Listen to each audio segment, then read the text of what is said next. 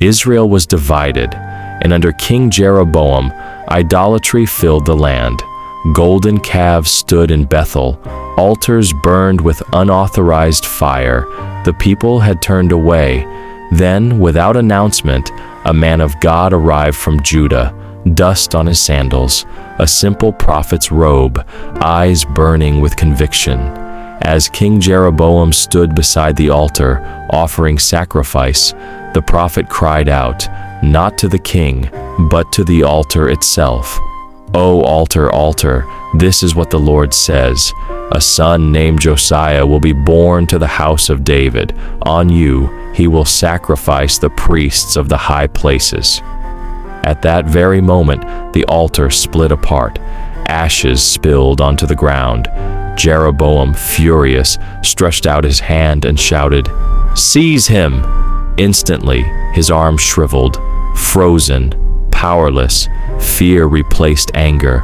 "Pray to the Lord your God for me," the king pleaded, and the prophet prayed. The king's hand was restored. Jeroboam offered him reward, honor, a feast in the palace. But the man of God refused. "For the Lord commanded me, do not eat bread, do not drink water, do not return the way you came." He turned and left by another road. But in Bethel lived an old prophet.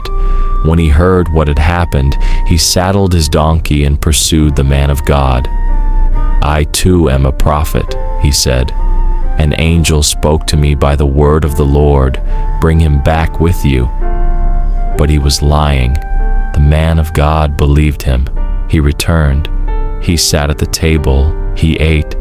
He drank. Then, while they were still seated, the true word of the Lord came, but this time to the old prophet. "Because you disobeyed the command of the Lord, your body will not rest in your family tomb." The man of God left. The road was quiet. Then a lion appeared, struck him down, yet it did not eat the body. It did not harm the donkey.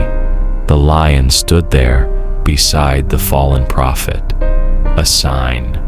When the old prophet found him, the lion and the donkey were still standing together. He lifted the body gently and buried him in his own tomb, and he wept. The message echoed through Israel. When God gives a command, partial obedience is still disobedience.